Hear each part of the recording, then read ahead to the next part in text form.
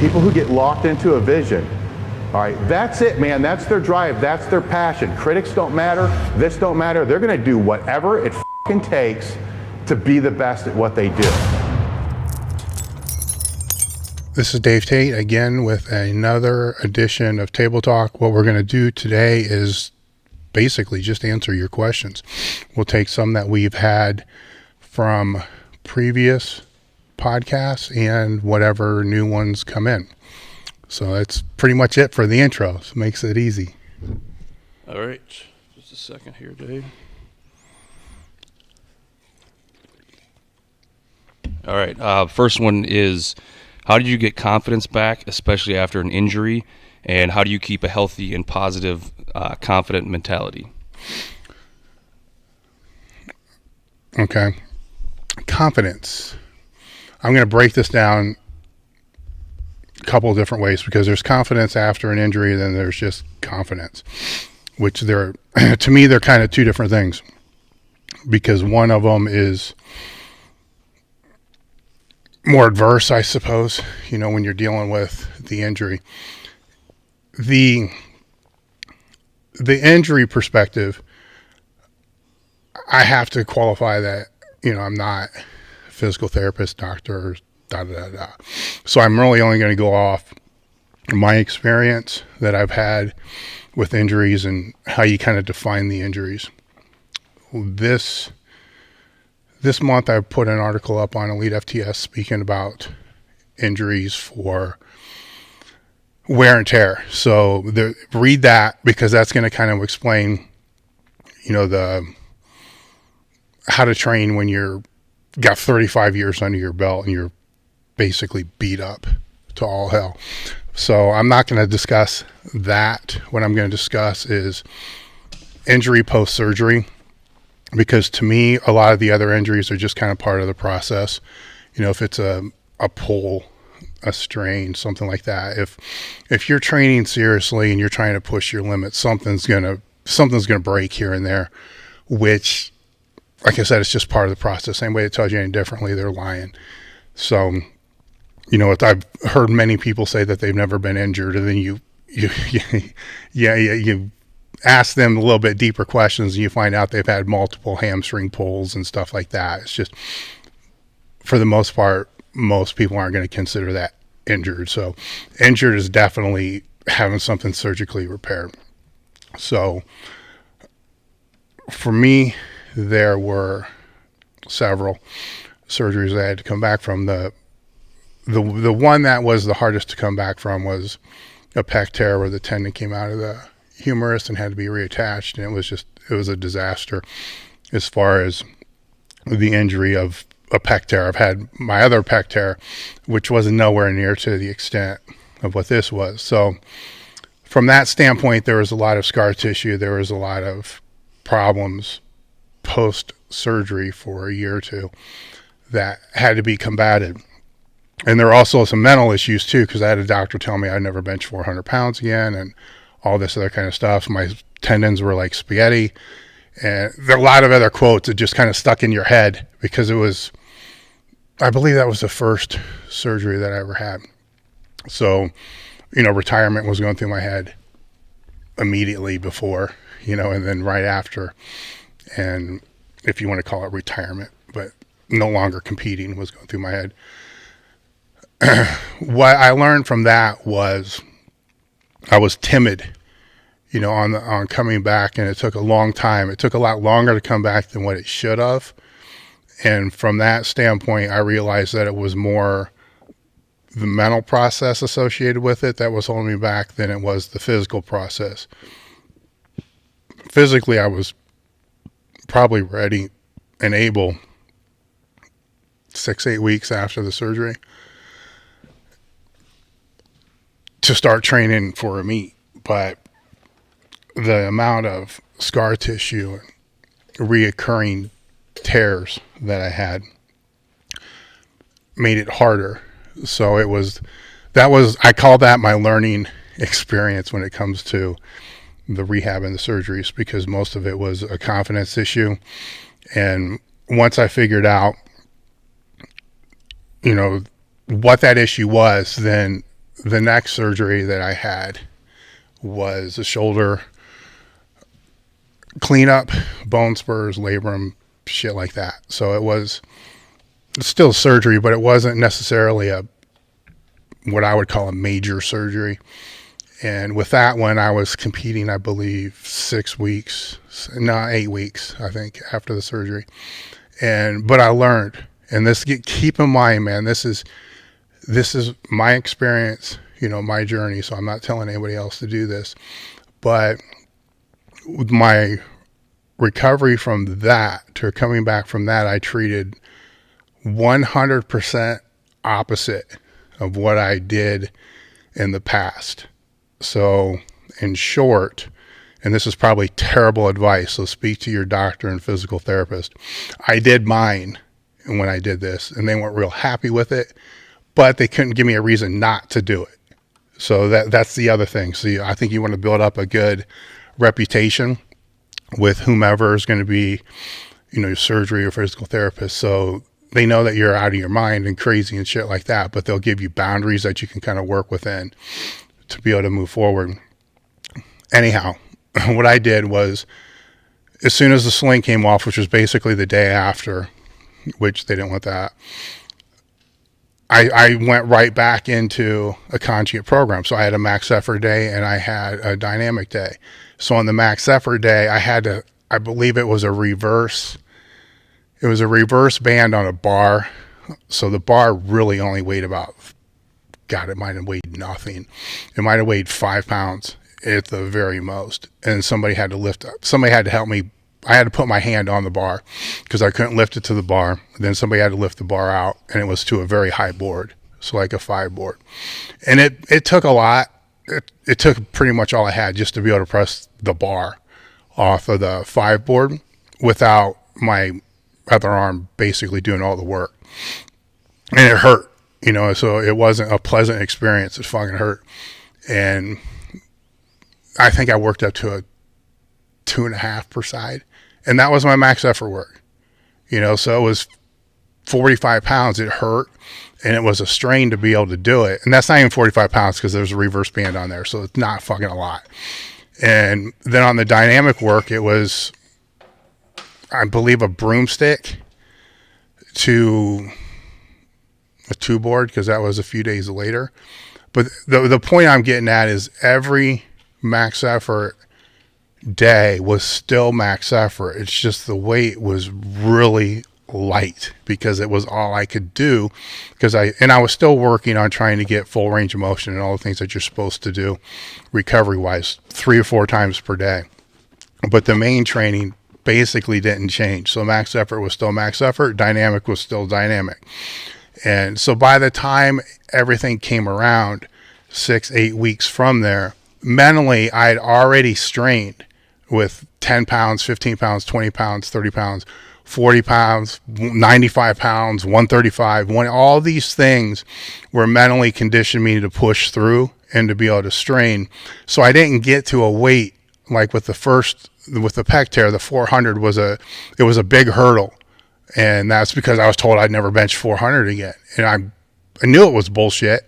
And I tried to justify it like he's basing that on a max that I had at the time that really didn't demonstrate what my real strength was. So it was off by 75 pounds just to begin with, which brought it up to 475. So basically it's the narrative that I was telling myself in my head. The second time around, I didn't want to have to tell myself that narrative because I didn't want to get back up to where I started to have problems with the 500 and so forth, and then be timid because it was 500 pounds. So I figured if I could start straining from the very beginning with weights that are super light, then mentally I'm training myself to be able to strain and build that confidence over a period of time instead of taking 8-12 weeks of doing just basic rehab crap. Or with the pack, I was in a sling for it might have been 2 months, 6 to 8 weeks, because it was fucked up. It was bad. And so when I came out of that, then there was range of motion, there's all this other stuff. So it was a way longer process, which if I could go back and do that whole thing over again, I probably would have listened to Lou and threw the sling away within 2 weeks and started working on the range of motion and kind of going from there, but would have still run it by my doctor and physical therapist. So the point that I'm getting to make I made a very long answer out of this, because confidence is, to me, it's a key component to strength, because confidence is, all sticking points, either mental, physical, or technical. Most of the time it's technical, but when it's mental, it's always confidence. So people will ask about visualization, meditation, what music do you listen to when you train? What's your pre-workout protocol? Or, do you have a pre-workout, all this pre-workout drink and all this other shit, and all of it, in my opinion, all of it it boils down to whatever you need to do to be confident or not.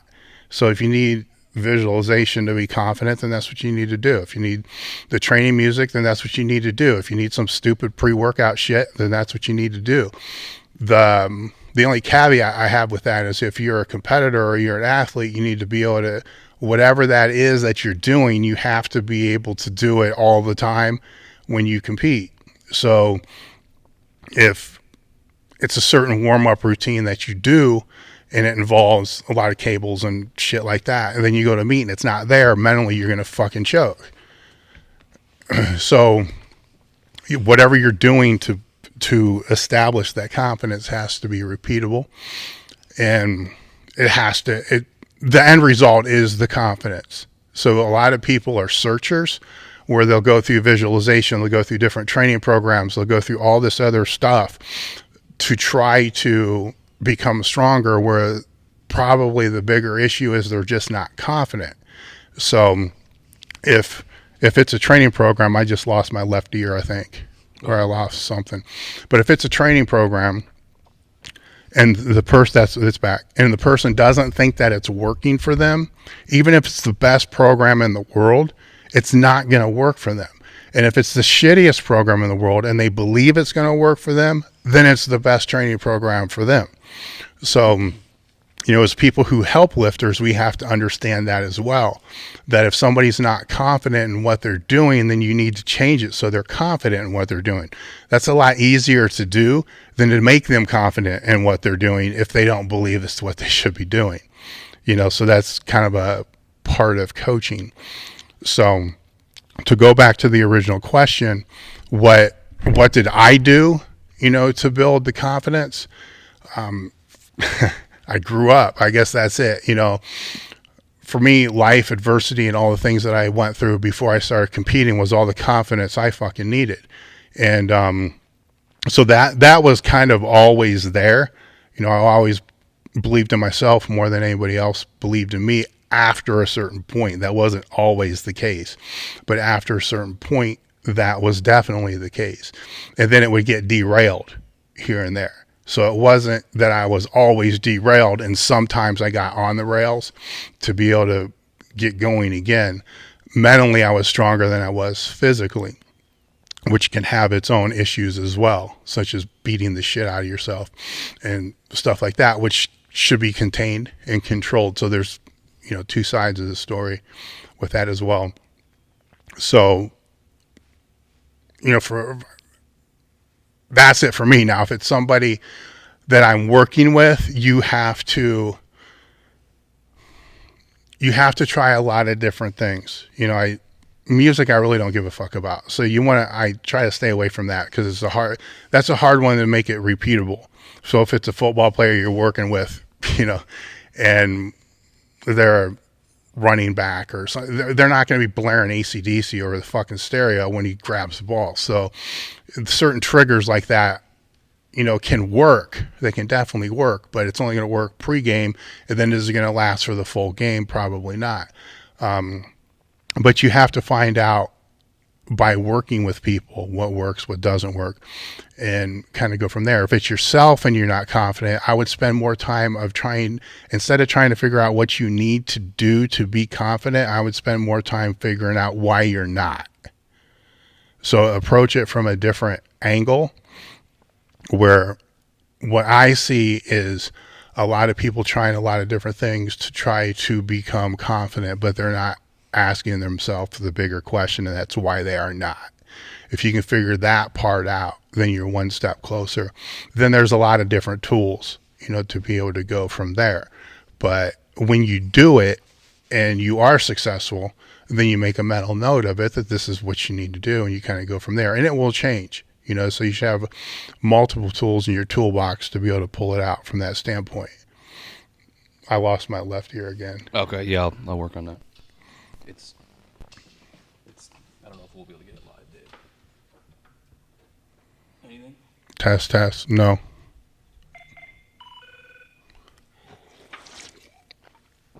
Test. I don't have any here now. It'll be something we have to troubleshoot when we're not live. All right, don't worry about it.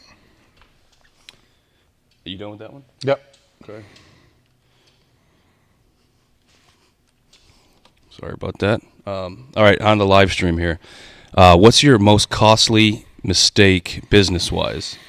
Oh, fuck. Financially or mentally, I mean, it's,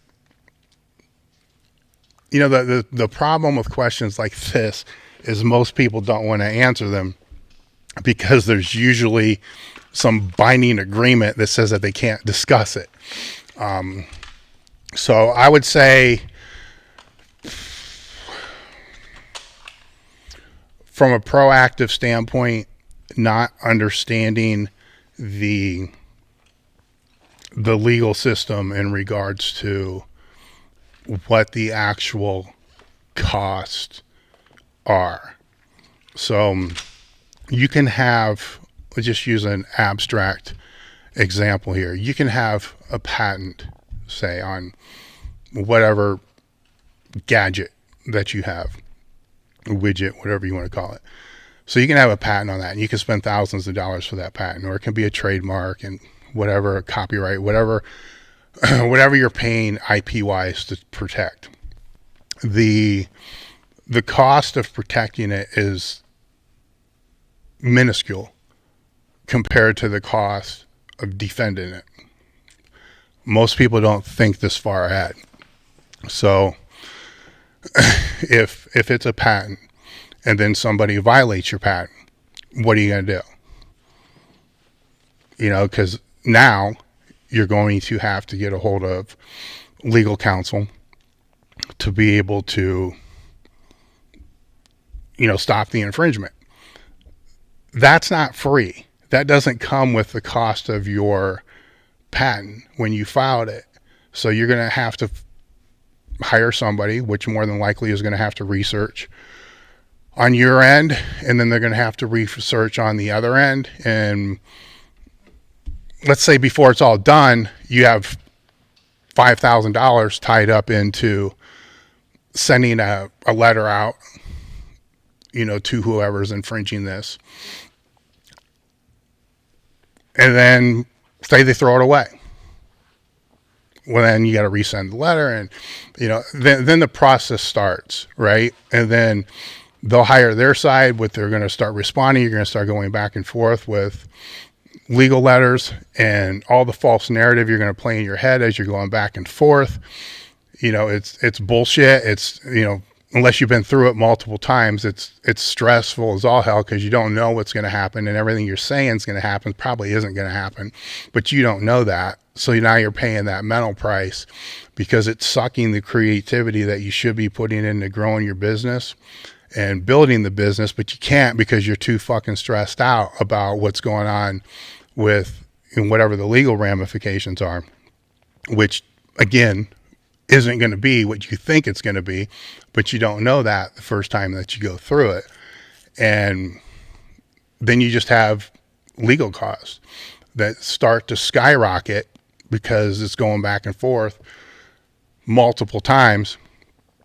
And the way the system basically is set up is to keep you out of court which it is what it is. But it's very, very likely that the cost of you trying to defend, your IP, or say the patent that I'm speaking about, you trying to defend that can end up being in a couple hundred, 300,000, 400,000 or higher, before you even get a chance to go to court.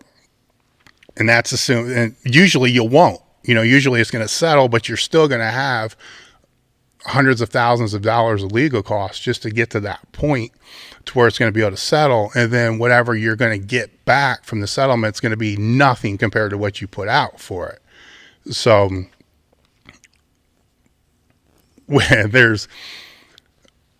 let's just put it this way. I understand the system now, so being on both sides of the ball, and, there's copyright trolls, there's trademark trolls, there's patent trolls, there's all kinds of shit that's going on that basically all they do is try to find a way to suck your money. And when you don't understand that system and you don't understand what's going on with it, you're going to get ripped off left and right, for one thing. And you're going to spend way more than you should trying to protect things that might not be that big of a deal, so you have to understand, what a big deal is, what a big deal isn't. You need to understand how the system works, or either way, you're going to pay for the education. So let's put it that way. So that would be the most costly, I think you could say, that I faced, because there's been, being in business now close to 20, 21, 22 years, whatever it is now, there's been a few that almost put the company, I don't want to say almost put the company under, but there's been a few that almost drained all capital from the business to be able to keep moving forward with zero return. So you're talking about capital that, was the entire profit made for a year or a year and a half going towards bullshit, where that capital could have went towards, building the company, building the business. But due to ego, not knowing the system and so forth, you end up learning from that. And then once you learn from it, then it's not going to cost you as much. So there's good and bad to it, because once you learn from it, the cost drops substantially, because you can better weed through what a problem is and what a problem isn't, and learn how to not fall for the false narrative that you're going to be telling yourself in your head. Actually learn to not even create the narrative, just to leave it out, and to focus on what's most important, which is growing the business and moving forward. So that's one of the things when I do speak to people that I'm mentoring in business, it's one of the first conversations that I have is, hopefully it may never happen, but if it does, here's, the checklist, that you need to kind of go through. And it's, what is the narrative that you're telling yourself, and is it true? Is it false? And if you don't know, there shouldn't be any, because that's what you're hiring the attorneys for, or that's what you're hiring PR agent, whoever you're hiring. That's their job. That's why you're paying them. It's not yours, but you still need to understand the process so you don't get raped in the process of the whole thing. So that's that aspect. So those are the ones that come to my head when people say, oh man, what were your biggest mistakes? There's a lot of mistakes as far as products that we purchased and ideas that we had and things that we thought were going to work. Typically in business, nothing you think is going to work works. The stuff that you think won't work generally works. So you have to really, really learn how to take your ego out of the equation as much as you can, and to learn to listen to your staff more than what you would like, because your ego again is in the way of the whole thing. And listen to the people that you can trust, and actually listen, just don't sit there and act like you're listening only to disregard it because you think that you know the right answer, because you probably don't. Because in a lot of the cases, business related, there is no right answer. There's just the best answer. And usually the best answer isn't going to be yours. Okay. If I'm doing a bench only meet and then a full power meet a couple weeks later, should I train in between the two meets? Depends how you're training. So if you're using... Did your headphones come back, by the way? Yeah. Okay. So if you're using a conjugate approach, then that bench only meet can kind of be treated like a max effort day. So yeah, I would keep training, but when you're talking 2 weeks away, the last training session is going to be a deload. So the meet would be like your last heavy max effort day, and then maybe half of a speed day before the meet. So when I say half of a speed day, say you're doing 10 sets of 3, 10 sets of 2, 5 sets of 5, whatever the hell you're doing, you're just going to do half of it. So what I like to tell people is on that last training session, stay with the week 1 percentages or whatever percentage you normally use. So it's dropped down to what the lowest percentage of your training wave is. And then stop doing the sets when the sets feel good. So anybody that's trained using dynamic effort work or speed work will know what I'm talking about. The first couple sets might feel a little shady. You know, they look good, but they don't have that pop that you're looking for. Then like set 3, 4, 5, it's different for everybody. It's different every training session. It's say on set 3 or 4, bam, it feels like it's supposed to feel, stop. Then you're done. You know, that's the last training session. If it takes 6 sets, then it's 6 sets. If it takes 3 sets, it's 3 sets. I can guarantee it's not going to be 1 or 2. It usually takes a couple to get into the rhythm of it.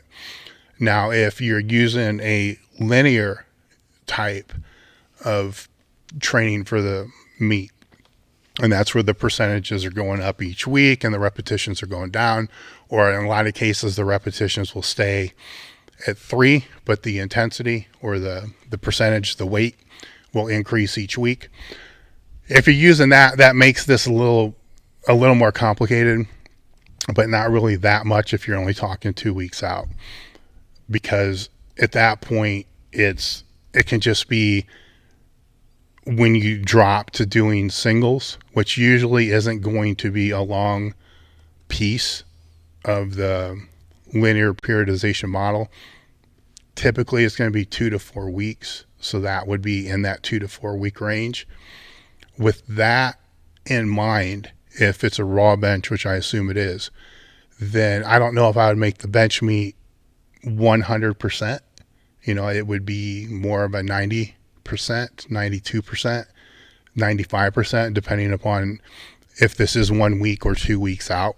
You know, so it's going to be essentially the same weight that you would have been training with for that time in the training cycle and nothing more. Because the most important thing is still, in my opinion, is still going to be the meet. You know, everything before that, the bench meet is not what you've trained for. You know, the meet is what you've trained for. You know, it's an assumption, but I think it's a fair assumption to make based upon the question. Now, if it's a block protocol, it's kind of the same philosophy as the linear, because you're going to fall into a peak block at that point in time. So the same advice would be for that. You know, I don't know if it needs to be 100%, and I don't know if I'd want it to be 100%, but it could still be a PR. So it depends where you are in the training cycle or where you are in your training age and how your progress is coming. Okay.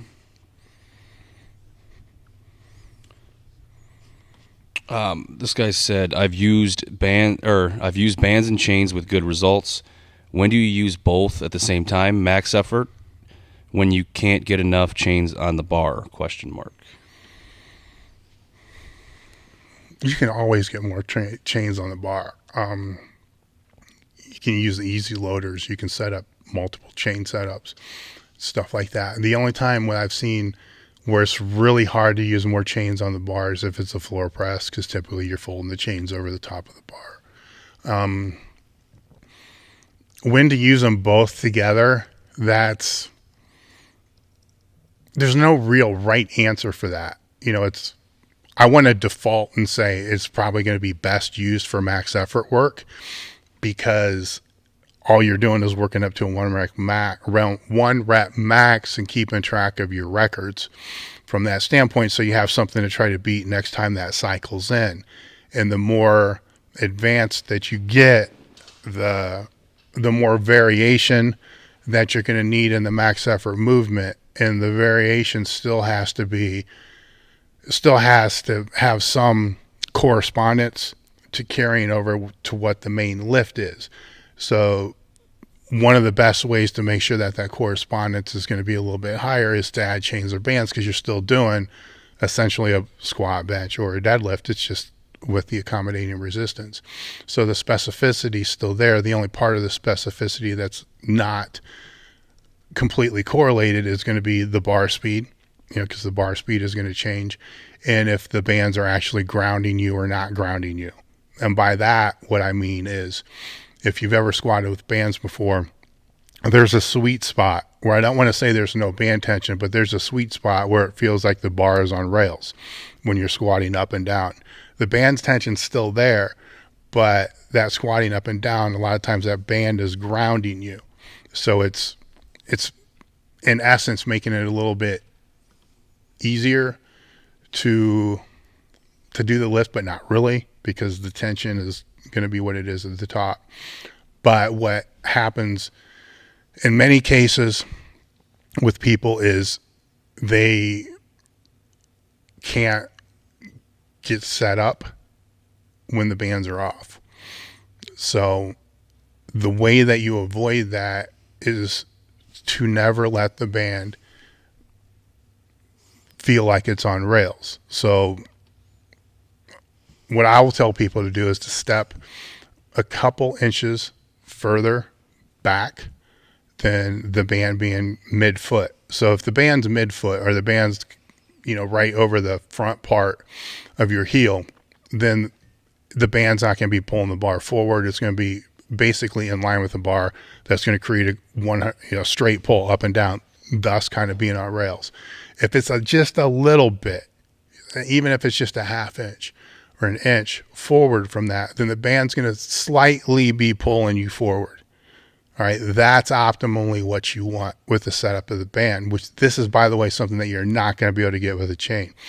That's going to create the tension that's going to cause you to have to force the bar back the whole time, which means trying to throw the bar off your back coming out of the hole, trying to keep, the spine neutral, now you have to work to keep the bar moving in a straight line. And instead of, I don't want to say coasting, because it's not, but I think those that have trained with bands know what I'm talking about. It's it's hard to explain what I'm talking about. And, but it's easy to feel it, so that's the thing. That's where, mixing the stuff with dynamic work, that's fine. I don't know if it's going to work any better or any worse than if you just use the bands or if you just use the chains. I don't know. It's just a different stimulus, and, it's a different way to add the loading on there. I'm not against it. It's when you come to the dynamic waves, for me, the way that I look at it is the technical aspect is huge. The specificity aspect is huge. And, I want that to be as close to what's going to occur, in a meet setting as I possibly can. So that, to me, in my opinion, that's too many variables to be able to track and to be able to see if it actually works or doesn't work, or made a difference or didn't make a difference. Because if you put them both on there, what made a bigger difference, the chains or the bands? Well, what's your experience with the bands? How many training cycles have you gone through with just bands? How many training cycles with just chains? How many training cycles with just the weight? And there's too many fucking variables to be able to figure out, the next time you go through, if you need more overload, is it going to be more band or is it going to be more chain? Where if it's just one or the other, it's a lot easier to nail down Did this work? Did this not work? If we need to put more overload associated with it, what's it going to be?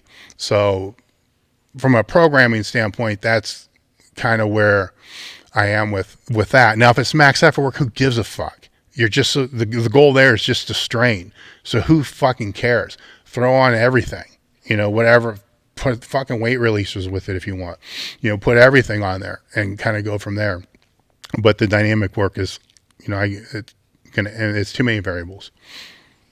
All right. What was your go-to meal for recovery? No, there's no fucking go-to meal. I didn't have one, so there's more. The go-to meal with recovery, it's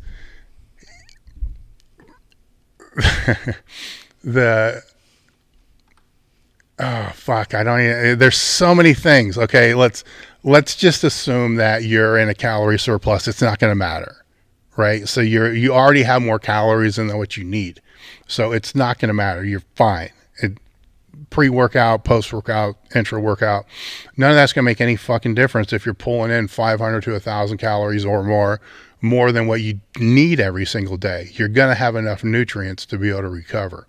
Now, when you're in a calorie deficit or you're walking the line, where you may be in a calorie deficit or it may be just kind of right there, then things are going to matter a little bit more. I would say that the pre-training meal is going to matter more than the post-training meal, but that's just from my own opinion, because you're going to need the nutrients to recover as soon as you're done, so, whatever that window is. So my opinion with that is, so what, I've seen, studies that will talk about the pre-workout, the intra-workout, the post-workout, and all this, there's studies for and against each one of those things, based upon whatever population they work with, which usually is not you. So you have to kind of experiment to figure out what works for yourself. What I think is the best route is to cover all three, so have nutrients available to be able to recover, pre-workout. Unless your training session takes 3-4 hours, then it's going to have to be intra and it's going to have to be post-workout. But if you're in a calorie surplus, which is most of the people that I know who are powerlifting, then just worry about the fucking training and eat enough to recover. Now, if it's not, then you can figure it out really easily based upon trial and error. So don't, have a pre-workout without an intra and without a post, and then see how your recovery goes. And if you do this after a squat training session, which are usually the most demanding, the second most demanding, or what could be the most demanding, would be deadlifts for people as well. You got enough training sessions throughout a period of a year to be able to play around with these things to see if it actually makes a difference or not. And once you figure out which makes the bigger difference for you, then that's what you want to be able to hone in on and change, the macronutrients, whatever that meal is, to see what's going to help more, what's going to help less. When it was more strength development for me, it was pre-workout which mattered the most, and it had to be carb-based with a little bit of protein, and that was that for that. But when it was more bodybuilding type training, very high volume type of training, the pre-workout really didn't make that much of a difference from a recovery standpoint, but the intra-workout made a tremendous difference in how I recovered from that. For me personally, the post-workout never really made much of a difference. And it was also the hardest to be able to try to do, because if you're training really, really hard, eating afterwards was really fucking hard to do. Really hard to do. To me, it was more important to get fluids down, to replenish what was lost than otherwise. But play around and experiment for yourself. Sorry about that. Mm-hmm. Okay. Next one, the guy said he injured his groin about 3 months ago squatting. So he's been 3 months without deadlifting the squat. And he's been doing some light work and some icing, but it's not healed by any means. He just wants a little bit of healing help or any advice for that? You need to find somebody that knows what the fuck they're doing. So you need to find a physical therapist that's associated and knows, strength training. Because if you're still icing shit after 3 months, then something's fucked up. It's not, I'm totally a believer in ice. I'm not an anti-ice person by any stretch, but that's like post-training, and that's about it. I mean, if you have to ice shit for 3 months, then whatever you're doing is wrong. It's not working, and in a 3 month period of time. And a groin is a motherfucker, so I'm not going to lie about that. Groin injuries take a long time to be able to heal. What was that? Yeah, I was saying he said he pulled it too. He doesn't say he tore it. All right. Well, pull tear, probably, close to the same thing. Hard to say because you haven't had it looked at. You don't have imaging to know exactly what it is, but the groin sucks because it can take forever. And it's because the reason why a groin takes forever is it's really, really hard to rest, because even in a seated position, there's still contraction, and walking, it's always doing something, unless you're lying down, it's pretty much always doing something. So it's not like, a shoulder or pec, something like that, that's easier to just rest and let it heal and recover. Groin's hard, because it gets pulled into play with almost everything that you do. Squat, bench, all of it. So my advice there is, find physical therapists that understand strength training, let them know what the issue is, and then listen to them and integrate whatever they suggest into the training program. But a groin, like I said, it does take a long time, but I don't know what the real issue is. And just the fact that the ice was a big red flag when I heard that in the question, that whatever you're doing is not helping. So if it's not helping, you have to do something different. Okay. Did you ever program high bar squats for yourself? I don't know if I would call it high bar. Well, it's a manta ray, which I guess is a high bar squat. It's a little plastic thing you snap on the bar, and it puts the bar in a high bar position. I used that when I was at Westside. We used that quite a bit for max effort work. Before coming to Westside, I don't think I ever distinguished between a high bar and a low bar. I just did whatever the most optimal bar position was for me to use. So I didn't have a high bar day, a low bar day. And I didn't want it back then either, because I believe, I was 83.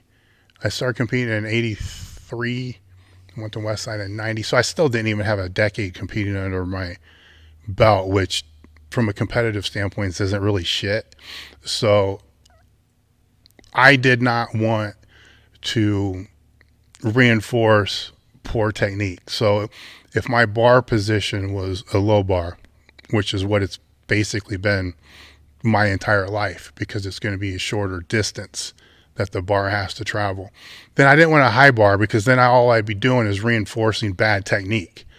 And when I was using a linear model or a block model, there's not as many repetitions to build technical aspects of the lift as there are in a conjugate model. So that's the reason I stayed away from front squats and I stayed away from high bar squats, is because part of my whole objective was to be able to build the best technical lift I could build, because I understood even back then that was going to be the best way to put more weight on my lift. And the way that I thought about it, even when I was a teenager lifting, is every other sport that I did, all I did was practice shit. So if it was wrestling, it's the drop step. You practice the basics.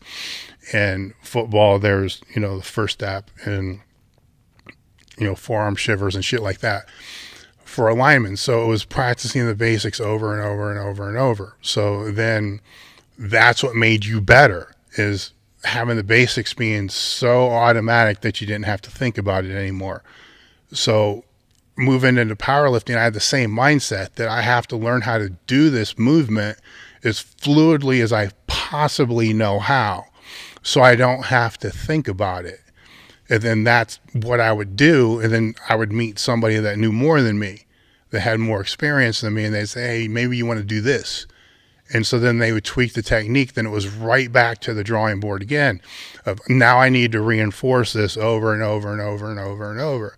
So an insane amount of time and insane amount of repetitions was done with just a dowel rod, or it was a broomstick that I would keep at home over and over and over, because somebody would suggest that maybe I should move my feet out, or maybe turn your toes out a little bit more. And then, okay, that makes sense to me. I'm going to do that, and then reinforce it over and over and over and over and over. So I don't even know what the question was at this point in time, but the technical aspect is where the focus needs to be. But I know what the high bar and low bar. Now, I was never perfect technically. I wasn't anywhere near where I wanted to be. So that's why I didn't want to disrupt it. If I thought I was anywhere close, say 90% proficient in my mind, then yeah, I would probably be okay with throwing the different variations out there on a different day. But then for me at that time, recovery was an issue. I didn't understand Conjugate. I didn't even know what the fuck Conjugate was at the time. And that made it easier to be able to start playing around with different things like the man array, front squat harness, and stuff like that. But by the time I did get to those, I'd already been competing close to or over a decade. So to be able to throw those things in, it wasn't going to disrupt, the technique that I had for the squat. And it was being done on a different day for max effort work. So, and in one aspect, it didn't matter. Okay. Do you think using a Stairmaster daily for GPP 35 minutes fasted is a bad idea for powerlifting? Seems like it helps me move better since I have a L4, L5 herniated disc. If it works for you, then do it. If I was to do that, or if I had somebody to do that wasn't familiar with the Stairmaster, it would probably fuck them up. I've tried several times throughout my life to use a Stairmaster, and fuck if I couldn't do it, because all I ever did, I leg press every freaking step. So I was too stupid to figure out how to actually use the thing. So it always just destroyed me within 3 or 4 minutes, because I'm forcing the stupid pedals down, and I knew what I was doing was fucked up, and I just was never able to do that. So if I was to throw it in there, yeah, I'm not going to be able to recover. Where, a bike, a treadmill, sled dragging, stuff like that, I could do that without any problem, and it would just help in my recovery because that's what I was used to. So the Stairmaster is what you're used to. So if there's not having any negative impact on your training, then by all means keep doing it. Okay. Can non-powerlifters effectively replace back squat with the front squat to build strength and size as long as they're doing deadlifts for lower back? I don't think the deadlifts even factor in this thing. He said non-powerlifters, so that doesn't really say what they are, if they're bodybuilder or strongman. Yeah. Yeah. I mean, yeah, it's fine. I mean, you're non-powerlifter, so there's no rule that says that you have to squat all the time, or you have to deadlift all the time, or there's no rule that says that. If you're a non-powerlifter, what you want to do is establish what your training objectives are, and then are you moving closer to them or away from them? So from that standpoint, if you're moving closer to them, doing what you're doing now, then keep doing what you're doing no matter what you read or anybody says, because you're making fucking progress. That's the point, is to make progress and to move towards your objective. If you're working up, if you're falling off and you're moving further away from what your objective is, then you're going to have to change something to get back on track to move towards your objective. That could be exercises, it could be sets, it could be reps, it could be The intensity, it can, there's a lot of variables that you can change to be able to see if it's going to move you towards your objective. But if you don't have an objective established, then that's the problem. Establish some type of objective and work towards that. And then questions like this, you won't ever have, because you'll just have to look at that fact. Are you moving closer or away from what your training objective is? Okay. This guy said, I've had a couple lifters tell me my upper back is weak, but have never told me what I need to do to bring it up so I can support bigger squats and benches. Okay.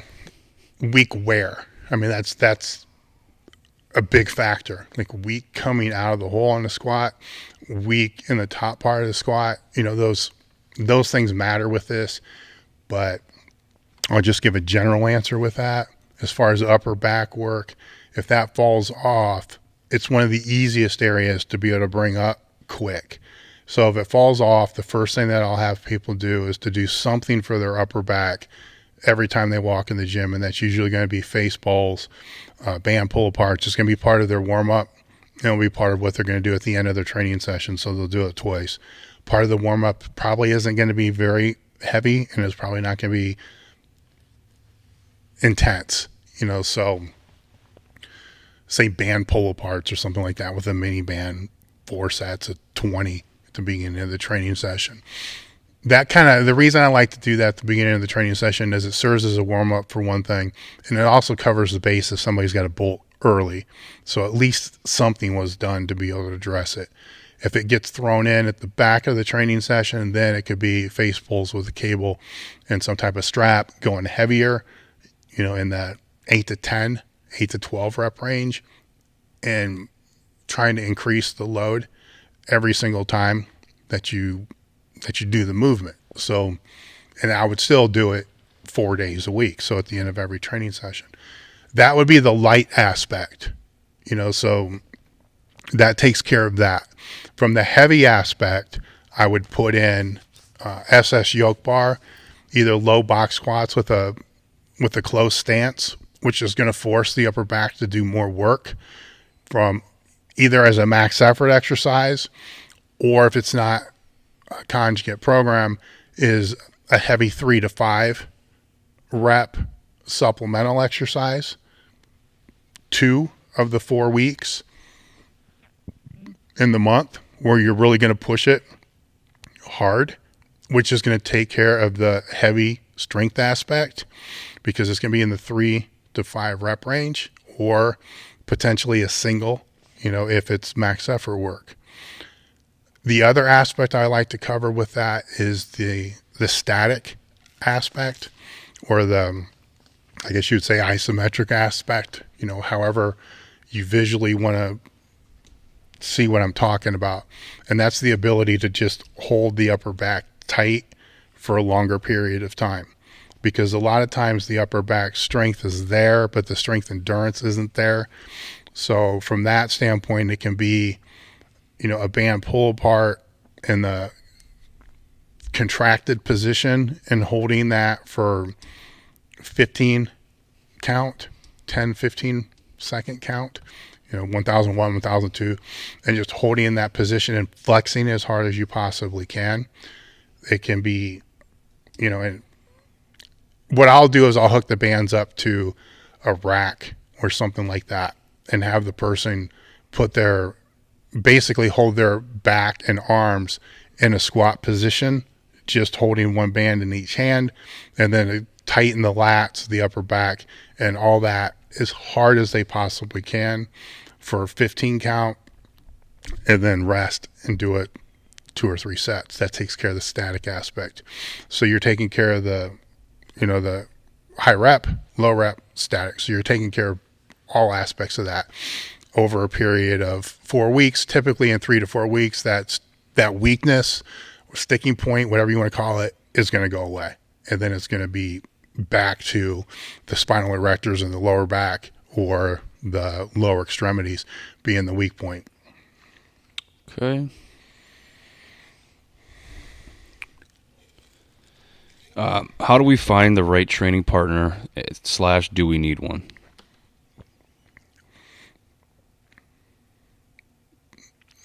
trick question. In my opinion, yes, you need one, but let me rephrase that. Yes, you need a good one, because a shitty one can do you more harm than good. So you need a good one. So if it's just one training partner and I had to give advice on who to pick, you want to pick somebody who's better than you, who's stronger than you. Not better. That's a bad word. Nobody should think that they're better than what you are. You want to find somebody that's got more experience than you do in the weight room or powerlifting or bodybuilding or whatever you're training for. That way you can learn from them, and in exchange for that, you're their spotter and you're a set of eyes on them, which can help them as well. And if they're more experienced than what you are, they'll tell you what they need, and show you how you can help them, and you can ask from that standpoint.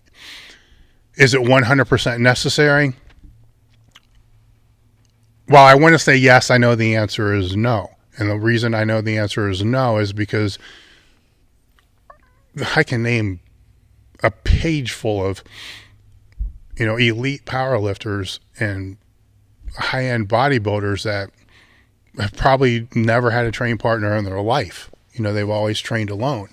And here's the thing: if you are that, elite guy, and you're trying to push the boundaries, you're trying to push this bodybuilding thing or the powerlifting thing or whatever you're doing as far as you can possibly push it, you need to understand you are in very, very small company. Very few people are going to have the same mindset. Very few people are going to be like you. Very few people are going to be as disciplined as you are. So if you speak to anybody that's been competing in any strength sport for 15 years or at a higher level, and you ask them about past training partners, it's plural. They have a lot, because most people will stay for a year, 2, maybe 3, and then gone. And if you're the person that's, going to grind this thing for as long as it possibly takes, you got a long journey. It's a long journey, and you're not going to find somebody that's going to take that journey with you the whole entire time. I'm not saying it's impossible, but it's really fucking hard that's going to happen.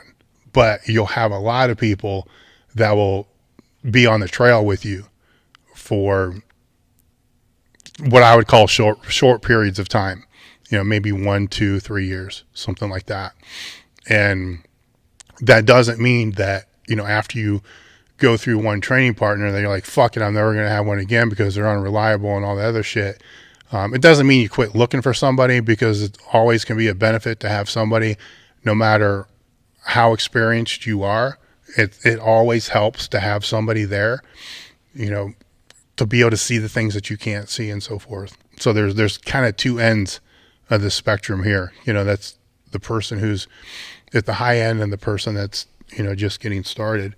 I think the training partner can be a benefit to both, but they need to understand, what the relationship is. And if somebody is going to start training with somebody that is more experienced and that is pretty much dedicated themselves to doing this at the highest level, then you need to fucking show up, because that's just kind of the way it goes. And if you have somebody and you are that person and they're not showing up and they're not consistent, and then fucking get rid of them. In that point, you'd be better off to not have somebody than to spend, 3 hours a week fucking waiting for somebody. Okay. How much of a difference will 5 to 8 pounds of extra weight, water weight, and fat make in raw powerlifting? I walk around at 165 with a 24-hour weigh-in. Is it a good idea to bloat and have better leverages? I think so, but it depends upon how big you are. 5 to 8 pounds, your weight is going to make a big difference. So the answer to you is yes, it's going to make a big difference. If somebody's already a fucking waterlog and they weigh 270 pounds, then another 5 pounds probably isn't going to make that much difference. And, or they're heavier, it's not going to make that much difference. But 10 would. So it's all relative to how much lean body mass the person has to begin with. Okay. How do you separate outside stressors from the gym? Every time I max out, he worded this poorly. Essentially, I lose my sleep altogether and end up having to skip the lifts.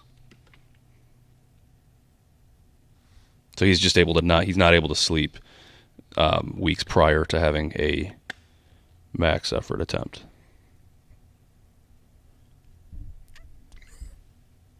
All right, that kind of threw me for a loop here. Yeah, the wording was so confusing that I butchered it, so I can repeat it if you'd like. No, let me address this a couple different ways. That way I might be able to hit it, sideswipe it somehow or another. If you're not getting sleep, you're not going to recover. I mean, that's a fact, and while at the same time, I like to play devil's advocate in my own head. So a lot of times, what goes on in my head is a fucking, it's a battle. It's like Mortal Kombat when things come up like this, because I'll sit and I'll say something like, sleep is essential. It's a main factor when it comes to recovery. But then you go back 70s and 80s, NFL players were partying and, getting up in the morning drunk to go fucking play, and they still played outstanding. So it matters, right? But will can overcome a lot of shit. If you have a competitive mindset and a lot of will, it can overcome a lot of stuff. But sleep is a controllable factor, so you have control over that. So I would save the will that you have to be able to overcome bigger shit that you really don't have a lot of control of, instead of the things that you do have control of. Because to use up your will, for lack of a better word, to use up your will to overcome an inability to sleep, that's kind of like throwing money down the drain. You can save it for other things, because sleep's pretty much an easy thing to be able to have control of. That doesn't mean that you're going to lay down and fall asleep, but at least you can be in bed resting. Even if you don't sleep, that's still better than being up and drinking, partying, and all the other kind of shit. So now, from a stress standpoint, if you're not able to sleep because of training stress, you're training so hard that when you go home, your body can't rest and relax and sleep. Then dial the training down. That's a simple answer to that. Like I said, I'm going to try to sideswipe this a few different ways. If you're not able to sleep because of life stress, learn how to manage the stress a little bit more effectively. I spoke a little bit earlier with that business question in regards to what are you telling yourself in your head? So we like to fuck with ourselves. We like to tell ourselves a lot of things in our head. It's a game, that you play where a scenario happens, and then you're trying to figure out, well, what's going to happen if you do this or this or this? If you don't do anything at all, what's going to happen? If you act on it, what's going to happen? If you act on it this way, what's going to happen? And, even indecision is a decision, so in all these scenarios, you'll play through your head. So where you got to stop and kind of back up is ask yourself, do you even have control in the situation at all? And a lot of the times you're going to find you don't. So all the shit that you're telling yourself in your head is irrelevant, and it doesn't matter, and it's going to make no difference. So change the tune and think about something else. Go to a fucking movie, read a book, do something, to get your mind off of that, because what you think isn't going to make any difference. You have no control over it. So fuck it. Get rid of it. It's wasted energy. Easier said than done. I understand that. But if you're not trying to learn how to control that, then you're never going to get better at it. So just the fact that you acknowledge it is one step in the direction of being able to control it. because once you're able to control it, I'm not going to say you can always tame the beast, but you can tame it most of the time, which is going to get rid of so much stress in your life. You have no idea. And then sleeping is not going to be an issue. Now, if it's things that you do have control over, are you the cause? And if you're the cause, what do you need to do to make it right? And is it your ego? Dissect it a little bit and see if there is a way that you can solve it and be able to move forward, or you can forget about it, or you can forgive, whatever you need to do to be able to get it in control, to be able to move forward and try to take your ego out of it. So that's from the stress standpoint. I mean, it's like stress management 101. But that's it, so I don't know how else to kind of address the question other than with those. Thought you covered it. All right, this is an interesting one. In March, I will set my first PR in the deadlift. Since I have some financial problems, is it okay if I don't go to a meet and set it in the gym? Thanks for everything you do. Yeah. I mean, is it going to count to you at will? Is it going to count on open powerlifting or any rankings? No. So, yeah, do it. I mean, if you do it in the gym, I have people do that frequently. If it's a long period of time between meets, you got to have something to be able to train for and some objective to train for. And if you don't have the money to do a meet, you don't have the money to do a meet. Don't. Yeah, I mean, the answer is just yeah. If that's what you got to do, that's what you got to do. Okay. This guy said, I already have a doctor's appointment scheduled, but I'm curious your thoughts on rear delt pain and what it may be.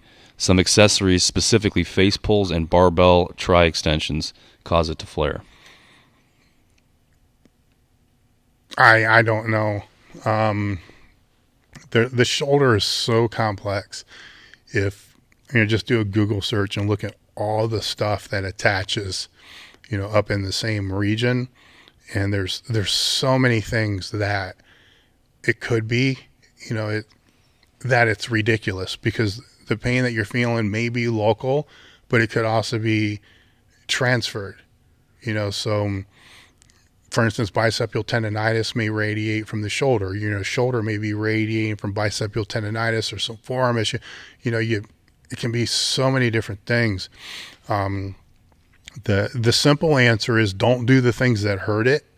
That's kind of elementary, but I do hear and see people say, which is wrong, in my opinion, to find what hurts, then do a shit ton of repetitions with lighter weight with that movement, which doesn't make sense to me.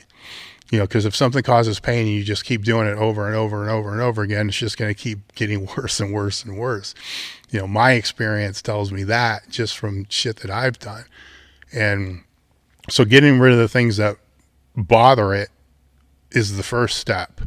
Once you do that, then you're going to find there's a lot of things that you can do that might not bother it. But the reason why you want to get looked at is because if it is transferring, and this is why it's such a hard question to answer, aside from being out of scope, where it's not legal for people to tell you, rehab movements and, a strength coach, personal trainer, or whatever it is, they can't prescribe drugs. They can't, prescribe nutrition. They can't, perform rehabilitation. There's a scope of practice that you're allowed to do and that you're not allowed to do. And when you cross over and you start doing shit out of your scope of practice, it's unethical as fuck. So I don't know why people do that, because it's not doing anybody any favors.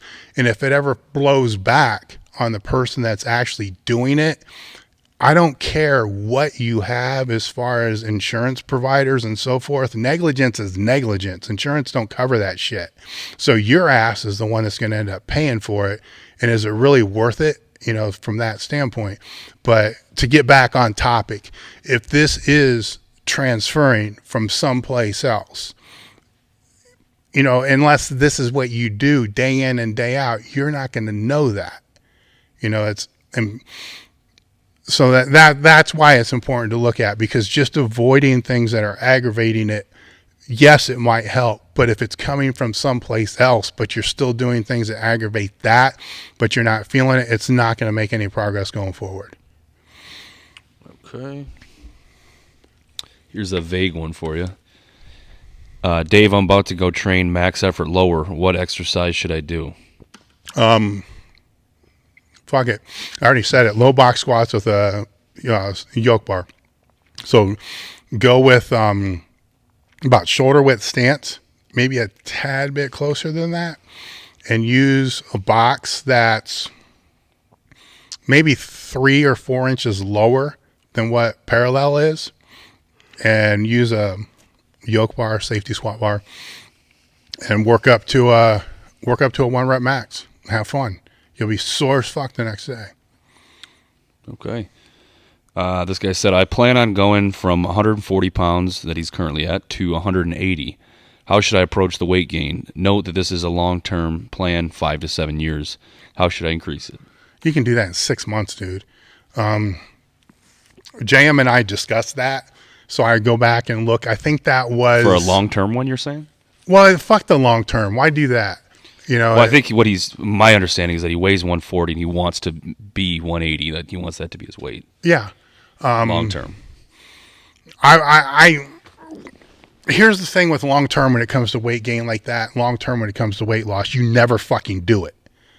That's the majority that will tell me that. Well over 90% that tell me, yeah, I want to lose, 50 pounds over the next 2 years. They'll never fucking do it. They're just going to find reasons to put it off. They're not going to maintain just a tiny little bit of a calorie deficit for 2 fucking years. Or the person that says they want to gain 40 pounds over 5 years. They're not going to do it because 5 years is too long of a period of time. You can't wrap your head around that. While I'm all for having, quadrennials as far as planning somebody's training out and stuff like that, there has to be checkpoints, along the way to be able to know if they're making progress or not. When it comes to weight gain, I'd rather see that more in phases where you push really hard to see how much you can put on, say, 3-month period of time, maybe 4, because you're going to be able to really stay focused on that. And let's say you put on 20 pounds, which is definitely doable in a 4-month period of time, but you got to eat your ass off and you can't skip 3 days in a row. It's got to be a daily thing for 4 months. And then you can back off of it a little bit and maybe even do a little mini diet to be able to take off some of the fat. You still end up being 15 pounds, 10 pounds ahead. Then you rotate back through after 8-week break and hit it again. So you basically go full throttle for a few months, pull it back for a couple months, full throttle again, and kind of wave it that way. I think you'll have better luck doing it that way than you would otherwise. And the podcast I did with JM, I think it was the first one. He's got some really good advice in there as far as how to go about tackling that. Okay. Methods to build eccentric strength in the squat. Why? That would be, I would need to know that, beforehand, so I'm trying to figure out why somebody would want to do that in the first place. So I don't know. So I would need more information on that. But the one thing that I can say is when you increase your absolute strength or your maximal strength, all strength goes up. All right. So actually, if you increase your maximal strength, everything goes up. Your endurance will go up, your flexibility, your mobility, everything goes up to a point. I mean, you get to a certain strength, that's not going to be the case anymore. But for the most part, for the majority of people, if you just get stronger, your eccentric strength will go up as well as your concentric strength. So put the focus on just getting stronger, and that will take care of so many things you have no idea. Okay. After 5 weeks of Conjugate, my squat went down 25 kilograms, but both deadlift and bench increased. What can I do? Okay. I'm going to guess because, I mean, that's pretty significant. It was kilos, right? 25 Kilos, kilos. yeah, So you're yeah. talking 55 pounds or so. I would say that what you probably did is if you were box squatting, your box squat technique was not the same as how you maxed. So, and I see this a lot. So people will exclusively train the box, say with a wider stance and sitting way back. So they got a perpendicular shin angle, they're sitting way back, building the hamstrings and the glutes, which is great. All right, that's great for that. But then when they go to max out, their stance comes in and they start squatting straight down instead of sitting back. All right, so then there's going to be the discrepancy. Your hamstrings and glutes are going to be stronger, but as soon as you start to sit straight down, then it's falling more on the quads and it's falling more on the upper back, and you're going to crumble over. Where the muscle strength is probably there to squat more, but the movement pattern that you didn't reinforce your squat movement pattern at all. So the specificity was too vast. It was too different from what your normal squat is. So in that case, you would want to do one of two things. Either match the box squat to the way that you free squat. All right, so you're still going to pause on the box. You're still going to stay tight. You're going to still do all the things that you're supposed to do in the box, but you're going to be closer to what your free squat looks like. Or change your free squat to the way that you box squat. So there's two options there. And typically what I'll see is a person will box squat, like I said, wider and sitting back. And then when they free squat, their shin might be, or their knee might be, middle of the toe, or middle of the foot when they squat down, where they haven't done any training like that for 8 weeks or whatever it was. So their body's like, whoa, shit, what the fuck's going on here? Even though, I do believe a wider squat will strengthen a closer squat, not vice versa. This is a different thing because we're talking about a sport skill, which is your squat, and you're not doing any practice of that sport skill.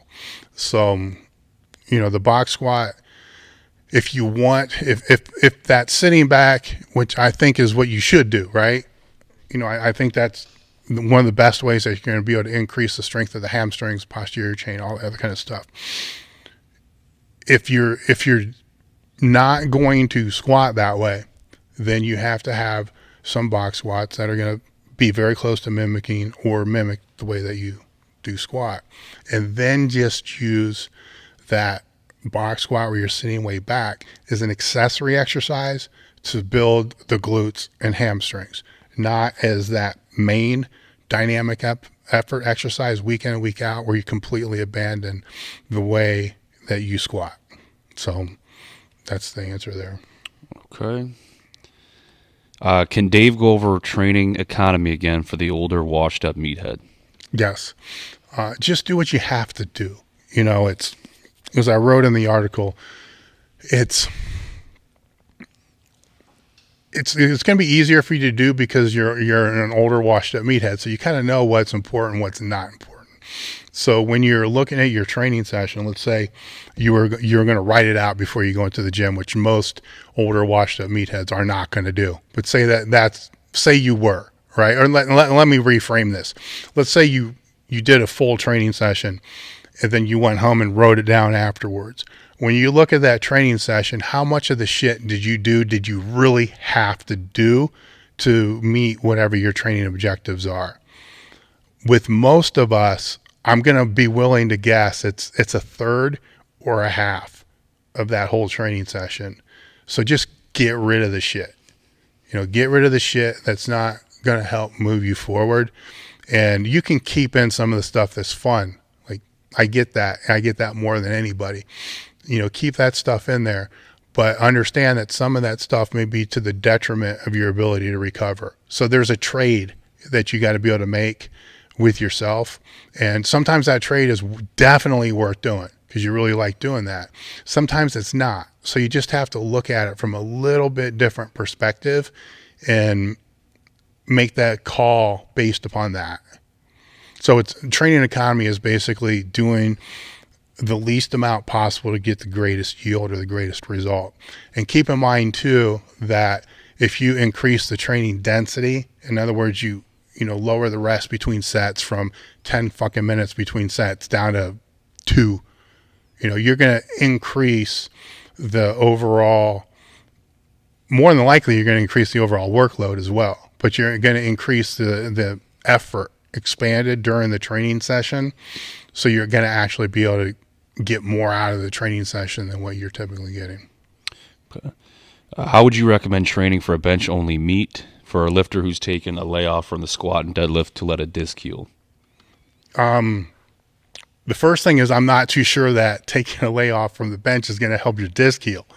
You got to understand when you're holding the bar and you're on a bench and you're holding a bar over you, right? All that force is coming down into your cervical, because if you're getting into a proper bench position, your upper back's going to be tight.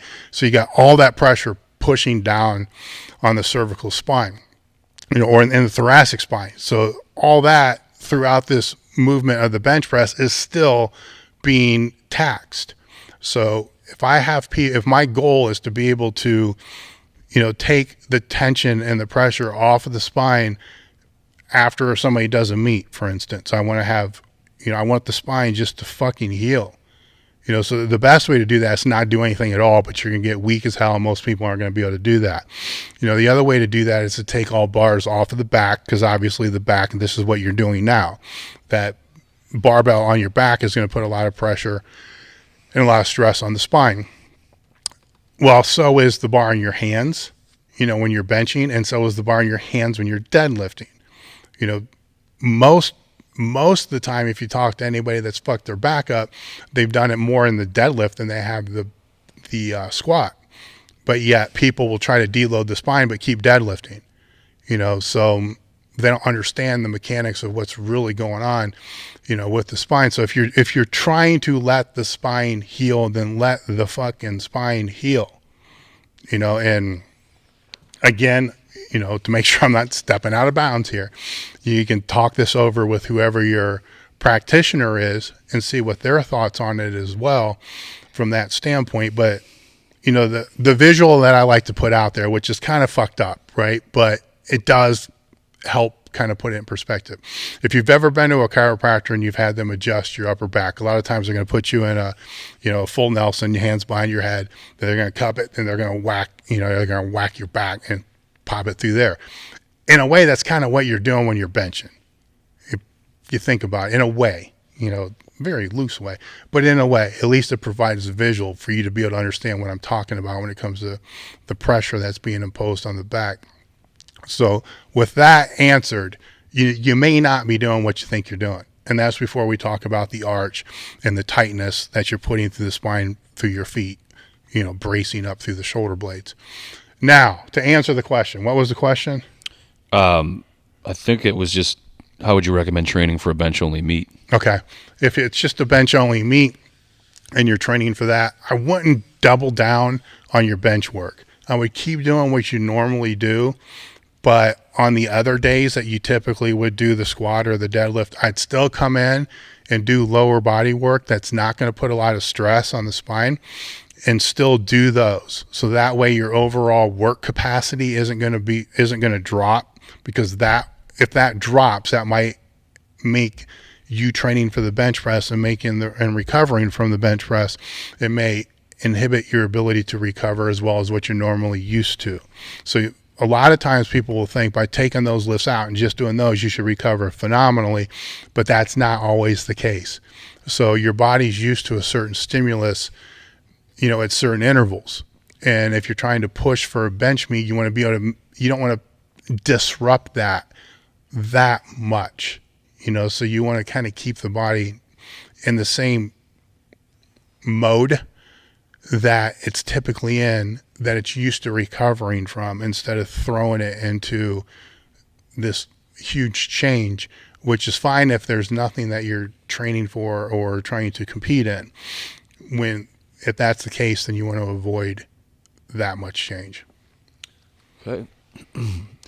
I have a 300-pound bench, 350 deadlift, and 265 squat, 265-pound squat. What can I do to get my deadlift up and squat? I'm 190 pounds. Just get stronger. That is correct. I mean, you don't make it too complicated, man. Just keep getting stronger. Keep pushing the numbers on everything. Not everything's going to progress at the same rate. And a lot of times, through different training cycles, say your squat takes off, but your bench and deadlift doesn't do anything. Or say your deadlift and bench takes off, but your squat doesn't do anything. It's really, really hard to get all three of them motoring up at the same time, unless you're a true beginner, and then that's only going to work for about a year. Then it's going to be, you can't get frustrated if one lift is lagging a little bit and the other two are moving. That's just part of the process. That's just normal. You just keep pushing forward. Now, if none of them are moving up, then you need to do something to be able to change that. But if things are progressing, just keep doing it and just keep getting stronger. I'll tell you right now, for the majority of people, this takes way longer than what people think it does. Okay. I know you've answered this one in the past, but if you want to touch upon it quick. My first meet is in April. Any advice for when I'm a few weeks out? Don't panic.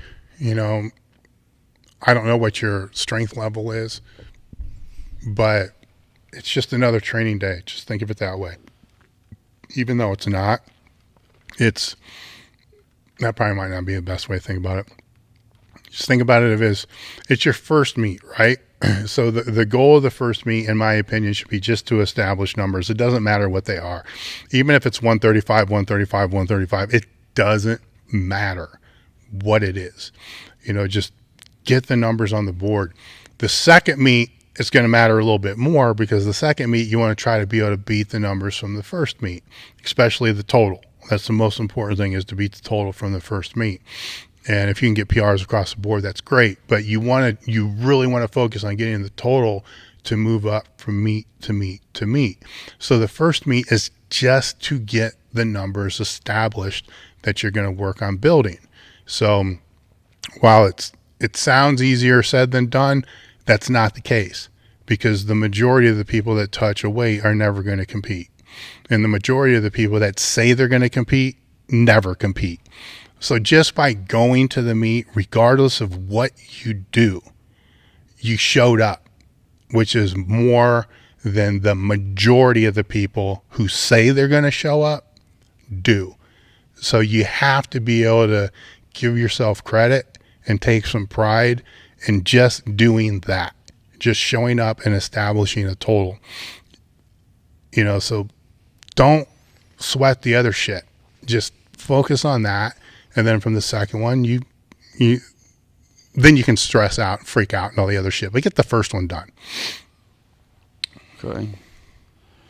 Dave, have you ever mentored someone business-wise in opening a large gym and performance training center business like you have worked so hard to achieve? As someone with a physical disability and also mental illness, I am working on doing it. We will be offering free online free coaching to local people with disabilities in our community. Would you consider discussing being paid advisor? Yeah, I have. I mean, I don't have a sport facility. We are a retail business. I have a gym, but I've helped a lot of people as far as advising from that standpoint. I don't do it from a paid perspective. I do it with the people that choose to do business with us. It's an aftermarket service that I provide to those that support us. So from that standpoint, just to kind of backtrack on your question a little bit, nobody in business is going to give a fuck if you have a physical or mental disability. So you need to understand that. Nobody's going to care. Business is competitive. It is what it is. So while it's great and I commend you, on that, you got to understand nobody's going to give a fuck. Your competitors are going to want to see you go out of business the same way they're going to see anybody else go out of business. So, you can't use it as an excuse. You can't really use it as an advertising point. There's not a lot that you can use it for that's going to benefit you in any way possible, because you're going to be, like I said, you're going to be treated, the same way as any other competitor goes. Now, from the ability of, giving back to other people that have the same issues, that's great and that's commendable. And, that's my motto for my entire life: live, learn, pass on. But you have to understand, you have to make money to be able to do that, right? You can't pass on if you're broke, and if you're not making a profit. You can give away, you can train everybody for free, but who's going to pay for the building? Who's going to pay for the lights? Who's going to pay for the equipment? Who's going to pay for the repairs? Who's going to pay for all that other stuff? So you have to find a balance between the two. And if, the goal is to be able to pass on and to give back, you have to understand that will most significantly cut into your revenue, and it's going to cut into your profits substantially. So it's more than just a statement to say, right? Because that's not how the real world works. It's not. So those things are easy to say until it comes time to actually do. And then a lot of people will start to backpedal because they see how much money that they're losing by doing it. All right. And then all of a sudden, things change, and that's fine. But you need to understand all this before you go into it. And that, it could take half your profits. You got to be okay with that. And you got to be able to work harder to be able to make the revenue to be able to do that and still pay the bills. So that's the first bit of advice I can give based upon what you said. The other bit of advice is you're going to have to learn business. If you like it or not, as soon as you say that you're going to open a business, you become a business owner, not a trainer, not a strength coach, none of that. You become a business person. So you need to act like a business person, and you need to learn what a business person knows. That's just comes along with owning a business. Because if you don't, and you don't hone that craft, your ass is going to get beat. The same way your ass would get beat if you're a bodybuilder and you don't train, or if you're a powerlifter and you don't train. Your ass gets beat if you go in there out of shape. If you go into a business environment out of shape, your ass is going to get beat. Okay.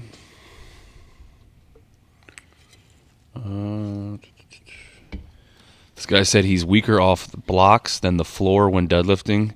What muscular weaknesses or movements to fix this? It can be the bar position and your body position where you're pulling from off the blocks. So it can be a technical thing from the get-go. If it is going to be a physical thing, then more than likely it's going to be a weakness in the lower back and glutes. Could be upper back too. I'd have to see it, so I don't really know. I mean, if you have an Instagram account, send me a video of what you're doing and I'll look at it and let you know. Okay. Hey, Dave, what do you do to promote good team culture for the Elite FTS team? I don't know if I do anything, if you want me to be completely honest about it. Just pick the right people. That would be the first step. I'd like to say that I'm a great example, but I'm not. So I don't know. The one thing I can say is I've never tried to be something that I'm not. So I guess that would be my advice, is just be yourself, and be true to who you are and kind of find the best people that you can. I mean, it's a hard question to answer because, it's when people think of Team Elite FTS, unfortunately, all they're thinking about is the people that have coaching logs or the athletes that were sponsored, and they're not thinking about the staff that are actually doing all the work, where that those people that you're thinking about might be a face of the company, but they're not the heart of the company. So maybe me understanding that, one thing as well. And from that perspective, I'm not an asshole of a boss, but I'm very disconnected, from a certain aspect. This would be a better question for my staff to answer than for me to answer, because you're going to get an authentic answer. But I kind of let them do what they're supposed to do. and stay the fuck out of the way and go from there. And the team wise, it's the same way. I'm not anything I'm not, but at the same time, I'm not the person that's running in the door saying, hey, high five on all this shit either, so I don't know how to answer that. You do a good job, Dave. Just be yourself. From a staff perspective, you do a good job with it. Just be yourself. Nobody can steal your own identity, but you can try to steal others, and that's where people fuck up. I would agree with that. This guy said, you talked about the deadlift conventional in this guy's case going down with weight gains. What is the first sign that you see of that happening in your form? This guy said he was 220, now he's 230, aiming for 242. You shouldn't notice it with that. Well, I don't know, because it's going to matter how tall you are. But in that weight range, I don't think you're going to notice it that much. The first place that people are typically going to see it is going to be in their hands. They're going to get fat hands. They're not going to be able to hold the bar. So you're going to see it in the grip, which I understand that's if it's sumo or conventional, it's not going to make any difference. But my deadlift, it went back and forth so much based upon where I weighed. So, but it seemed like, the bigger my torso got, the more inclined I was to pull conventional, because I could use my torso to drive into my legs to start the bar. Where when I was thinner, if you want to say that, when I was leaner, then I didn't have the ability to do that. But I did have the ability to get in a better position to where I could get my back and shoulders more upright, my hips closer to the bar with a sumo stance. So it was more my leverages that changed based upon the weight gain. But the one thing that I always did from the very beginning is I always pulled both ways. So I always pulled sumo, I always pulled conventional. Now I might be a little bit stronger in one than the other at certain periods of my competitive career, but it wasn't by that much, maybe 30, 40 pounds. So I always kind of had the option during a meet that if my back got a little tweaked on the squat, I could always switch it to sumo. And at the very worst, if I was more inclined to pull conventional than sumo, with the very worst, I might lose 20, 30 pounds on the pull, but it was kind of irrelevant because I wouldn't have been able to pull shit conventional if my back was tweaked. Or if my hips were worn out because I squatted wide, then I probably wasn't going to be able to sumo pull. And I would know I would know before even doing a warm-up on the deadlift, where I was at. So I was able to kind of bounce back and forth. But one was always definitely stronger than the other based upon that. But it was a leverage thing. And the way that I knew was if I was able to use my torso or my stomach into my thighs at the start of the lift. If I could do that, then conventional was always the best route to pull. Sumo, it wasn't often that it was sumo, but it was throughout the 275s for me. Anything over 280, it kind of started to slip back into conventional. It was also during the 220s, it was conventional. It was better from a leverage standpoint, and the sumo just sucked. So as long as you're training both here and there, you kind of have a good idea. But they both have different technical aspects, so you can't just pull one and then pull the other and say, well, this feels better, because your sumo form may just suck, and you didn't take time, to master what that form is, and that takes time. It takes a lot more time than people think. Even an advanced lifter that really knows what the fuck they're doing, if they're shifting from one style of deadlifting to another style of deadlifting, it could take 6 months to a year to be able to hone that in and have it be exactly where they need it to be on the day of a meet where it matters. So it's going to take longer than people think. Where if you're learning them both from the very beginning, it's going to take less to be able to go from one to the other. Okay. This guy is not a question, but I was going to read it to you. He just said, just want to thank you for introducing me to the JM weight gain diet. Went from 272 to 306 in 2 months. All right, now you can get off that shit. So that as JM and I discussed, that's not meant to be something that you're going to do for extended period of time. 8 weeks is long enough, so you can pull back on it. It's it's what you throw in there when nothing else is working to kind of get over a hump, and then go back to eating, healthier instead of trying to, force it like that. So, it's not how I ate year in and year out. It's how I ate like 6 weeks out of my whole entire life, but it's, a viral story. So it is what it is. And, but it's time to back off of it. Go back to how you were eating before. Try to still keep the calories as high as you can, because that's the tough part when you're pushing the weight like that, is to keep the calories as high as you need them to be, especially if you're eating foods that are clean. It sucks. It's fucking hard to do. I think it's a little easier. If I could go back now, when I was doing all that stuff, essential fatty acids and all that, I mean, fats were looked at as bad, where fats contain a hell of a lot of calories, so if I was to go back and do it all over again, I'm not too sure I would have done that, because had I known, that fats, were, to me, they were this evil thing that you had to avoid, and I learned this shit in school too. So nutrition's changed, it's come a long way. So fats carry more calories. So you can get the calories with the fats now, but the mindset I was under is if the fats are going to be that high, I may as well just fucking eat whatever I want to eat, because they're both unhealthy. So I'd rather go with the one that's more palatable, because I'm going to be able to do it easier.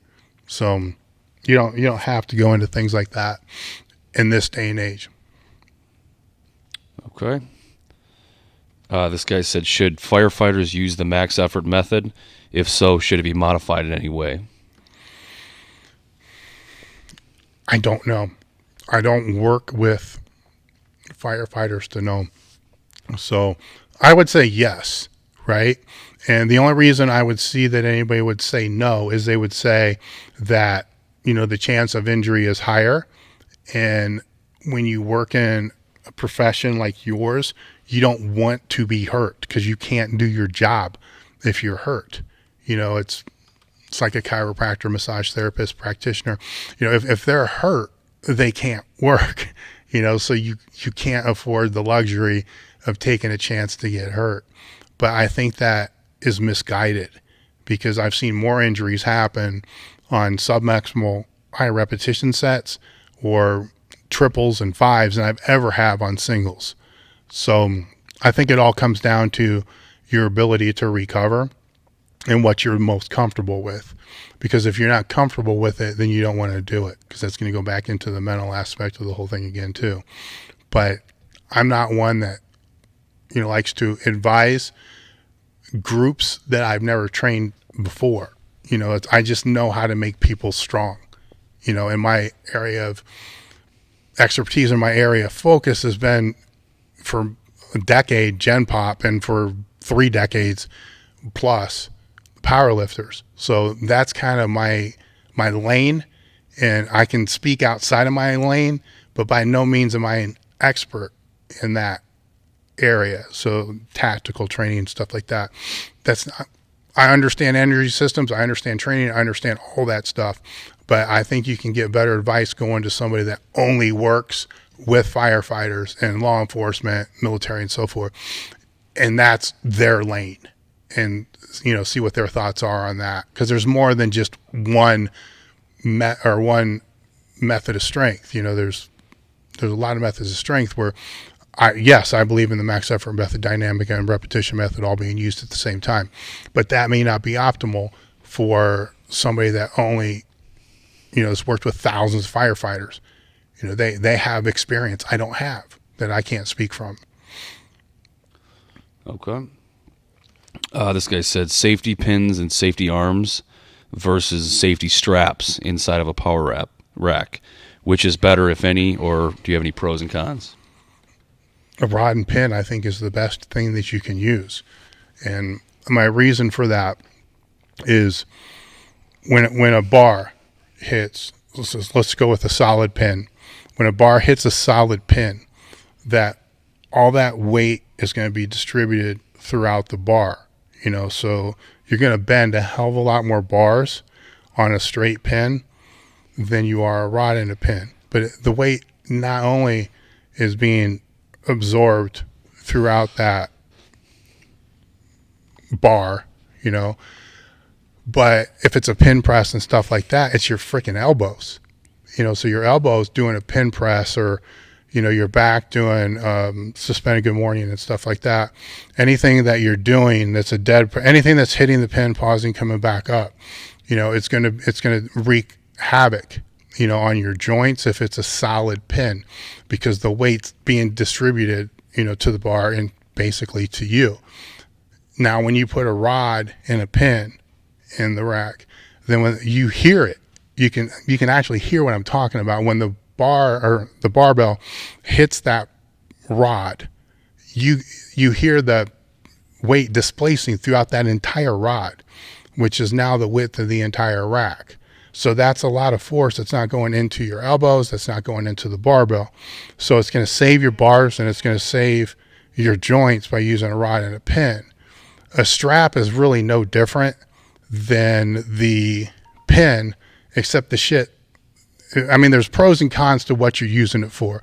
The straps I don't like at all, you know, just flat out I don't like at all, because the damn things stretch out if you're using them a lot. And the weight usually sits a little uneven if you're going to do a dead press or something like that. So it's a lot harder to be able to move the shit where it needs to go. The advantage that the straps have over any of the pins or the rod or any of the safeties or I think what you called arms or a rod and a pin is you can put the straps at an angle, you know. So if it's a bench press, and if it's just spotting, you can have the straps at a higher position closer to your face and a lower position closer to your torso. That way you don't take your head off. Where sometimes, based upon how the person's built, you know, you can set the arms or the rod and pin up to spot you on the bench press, but your head might still stick out further than what your chest or your torso does. So if for some reason something was to happen, it was to come down, it's still going to smash you in the face if it's set just to spot.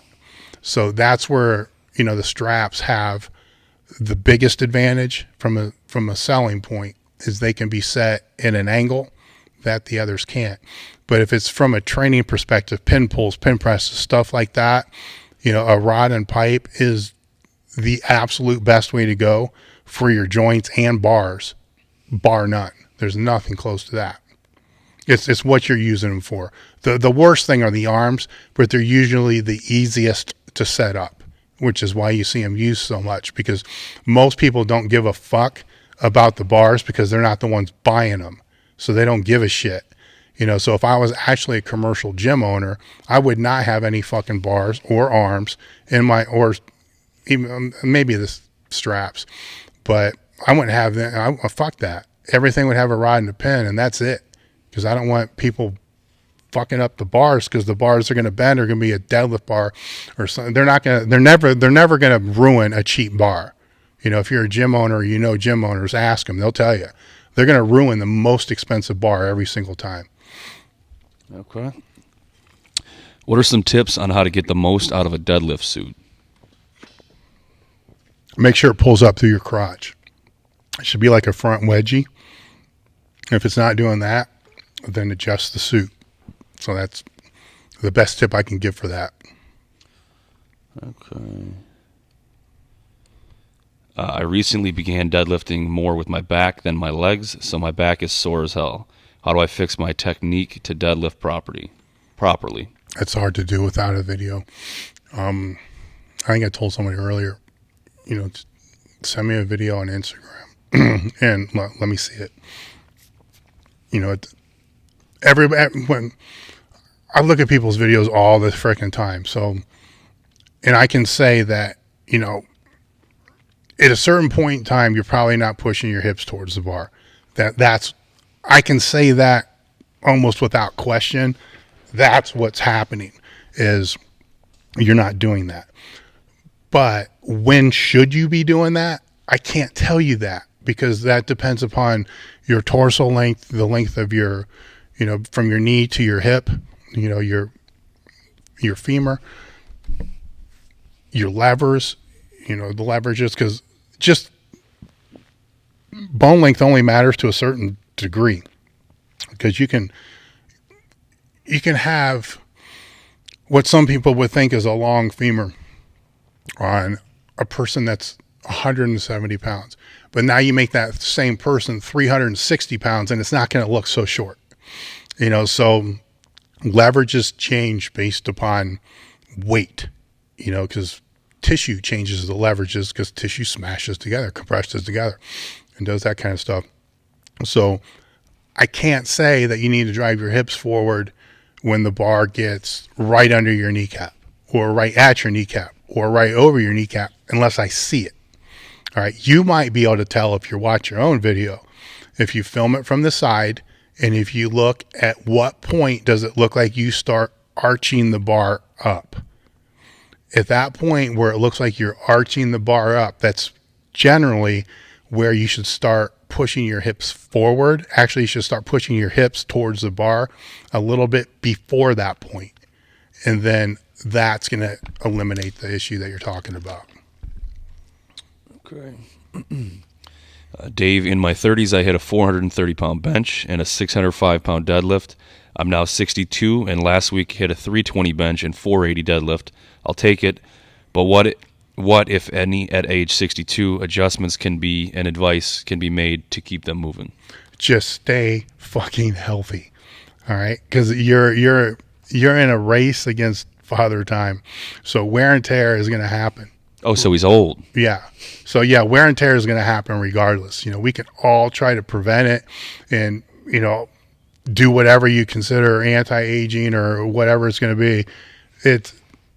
Age is still going to fucking get you. I hate to tell you that. Unless you die young, age is still going to get you. Wear and tear is still going to get you. My last article was basically just all on this. I wrote an article for us, a really detailed article just on the aging process, just as far as age, which is a great article to be able to read as well, which I think was last month. Mine was this month. So, but you already know this. You're 63, so you already know what I'm saying. So the key thing is don't do shit that you know is going to fuck you up or that you know is going to be harder to recover from. It's not worth the price that you're going to have to pay. Now that would be, my advice would be completely different if somebody was 20, or 30. But you get that certain degree of wear and tear where all of a sudden the rules change, and you have to change with those rules. So don't force what you know is not there. You basically, I'm not telling you anything you don't already know. So just listen to yourself. That's the best advice I can give you, is just listen to yourself. You already know the answers. Just give yourself permission to do what you know. Okay. I'm not really sure what this guy means by this, but I'll ask it anyway. What 2 things would have made you a great lifter this year? Me? I don't know if he's talking to you or just in general as a lifter. I'm fucking retired. I don't care. Health is always a factor. So if you want to put that in there, health is always a factor. So you have to keep yourself in a healthy state to be able to recover. And if you're not in a healthy state to be able to recover, you probably, depending upon your age, you probably shouldn't train, or you got to really back down on what the training that you're doing is. So that's the key thing, and if you get, hit with, some illness or something that's going to derail you off the tracks, you have to address that before you address the training. So, it's just keeping the priorities straight and moving forward from there. I don't really know how to answer the question any other. I don't get it. Yeah, that's good enough. Does Conjugate refer to combining GPP and SPP for powerlifting, or does it need to combine max effort and dynamic effort, or both? Conjugate means to couple. So I guess you can define it however you want to define it. The typical definition of the way that I would see it, and it's more, to me, with what Conjugate is, is it's a West Side method. Give credit where credit's due. It is utilizing the max effort, the dynamic effort, and the repetition method. So integrating them into a training program where to to elicit, I don't want to back up a little bit. I got to scale this down here. So it's combining those three methods to be able to increase all strength components at the same time, where in a block model or a linear model, you're basically working one strength component and then the next, So you're building one upon the other, upon the other, upon the other.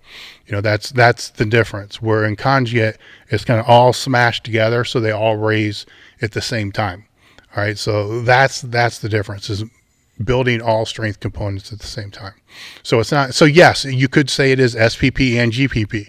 It's all the things that you said, all combined together, as well as prehabilitation. All factors, kind of all smashed into the same program to move all qualities at the same time. And that's where my bias falls, because from my experience, you can have a phase where you're just working the repetition method, or you're just working hypertrophy, and then 8 weeks after that phase is complete, then you're going to start working on a peak phase or a maximal strength phase where the percentage is over 90%. For a lot of people within that 8 weeks period of time that submaximal loads were being used, 5s, 3s, and stuff like that, a lot of the hypertrophy is lost, or a lot of the strength endurance is lost. So you end up to a point to where you're not able to finish a lift if it takes a little bit longer than what you're typically, what you're trained to do. So you're not able to finish it. So you're missing benches that lock out, you're missing deadlifts that lock out. You're missing a lot of these things because you haven't kept that strength component that was built very early on all the way through the training cycle into the meet. You haven't maintained the same muscle mass. You haven't maintained a lot of the different things. So based upon whatever training protocol that you're using, it can be compounded a lot of different ways. So it's not like Conjugate is the only answer to be able to maintain those training factors. It's not. There's a lot of other factors, and there are a lot of other ways to be able to do it, both linear and block and different types of periodization. You just got to be aware of how long you personally can maintain a strength quality and how long you can't, or if it's somebody that you're coaching, how long can they maintain that strength quality and how long, so you got to know those things. And then when you know those things, you're able to train and build a program around that, where if it's Conjugate, you're kind of always doing those things. So it makes it a little easier in my opinion, but I'm also biased, so that needs to be put out there and known. That might be a good one to end on there, Dave. Mm-hmm. All right, thanks everyone for tuning in. We got to about 99% of them. Cool. The last ones that didn't come in, if you can just ask them next time. Thank you, guys.